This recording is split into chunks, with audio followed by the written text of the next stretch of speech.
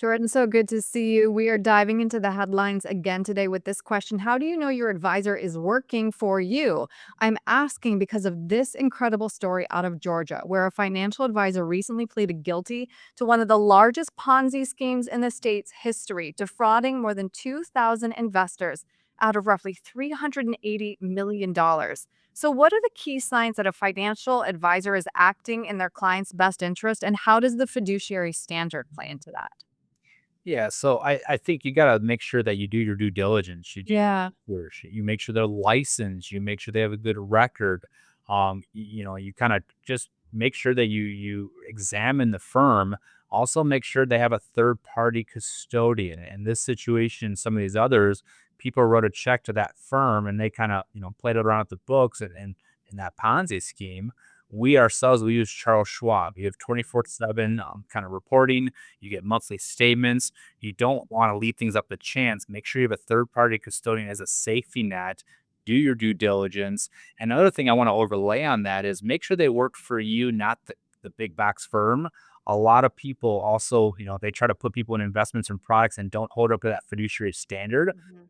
I would say an independent fiduciary, someone that really works for you. It doesn't care what products or investments they choose. That's usually the most aligned to the benefit the most people. Where we have advisors that have come from these other firms that they just want to push them into this product or that product, but that may not be the best for the client. So that independence, that fiduciary standard, those are key. Also making sure they have that third party custodian. Right. Got to do your homework. On that note, in light of this Ponzi scheme, what questions should investors ask when evaluating the credibility and trustworthiness of a prospective advisor? Yeah, they got to ask those questions on where you license at, like I mentioned earlier, kind of where you're a custodian. What kind of products do you offer? Do you get extra incentive by putting you in these products? Do they have higher expense ratios than other products? You got to ask these questions. And again, if you're interviewing someone, we're happy to help joint and ask those questions to who you're currently with or who you're interviewing. And we can be very clear and transparent on what we do and how we make a living. But you got to ask questions and you got to know the right questions to ask. And a lot of people are confused and they don't know what questions to ask.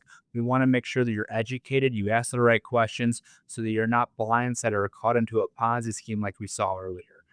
Yeah, you bring up a lot of really good points there.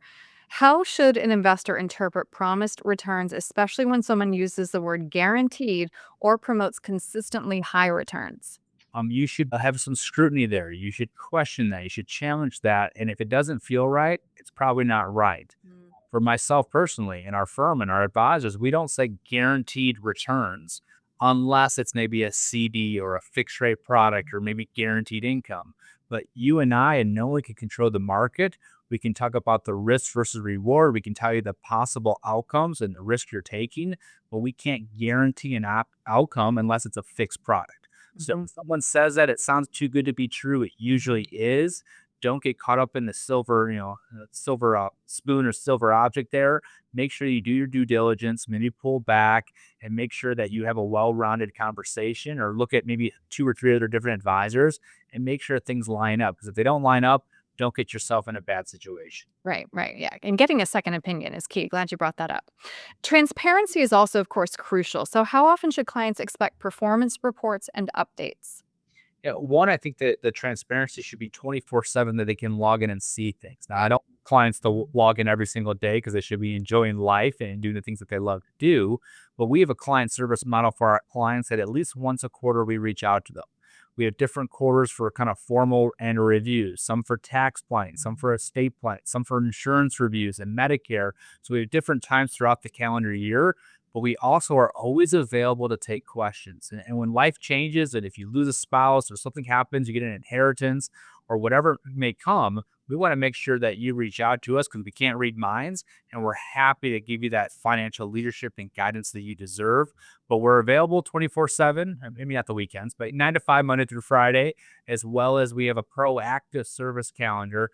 True story. Literally had someone that had $7 million. They weren't a client at that time, but they're like, should my advisor reach out to me or should he give me a call back after 3 days? And I'm like, that's like the baseline. And thankfully, they're now a client of ours, but like, I couldn't believe that there was such lack of service and proactiveness. And it's a $7 million client. It just baffles me. But I think those are things not that you should expect, but that you deserve and that you should look for. Absolutely. Wow, that's crazy. All right, last, if an investor suspects that something is off, what are the practical steps they should take immediately to protect their assets and get clarity? Yeah, they should reach out to that advisor, make sure that they, pick up the phone. If they don't, they should reach out to their custodian. They should reach out to maybe different federal agencies that they need to.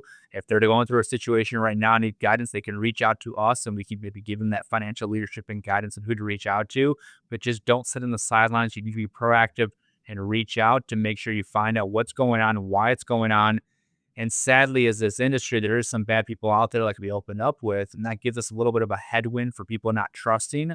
But there's a lot of good advisors out there that truly care about you and want to help you, and hopefully they can help guide you to the outcome that you deserve. And who are ready to take on the hard work to earn that trust. Yes, trust is earned, and it Yeah. takes all time to build, and you can lose it very quickly. So, we are an independent firm. We believe in that kind of a family relationship that we want to hang out with our clients on Friday nights and do business with them and do life with them.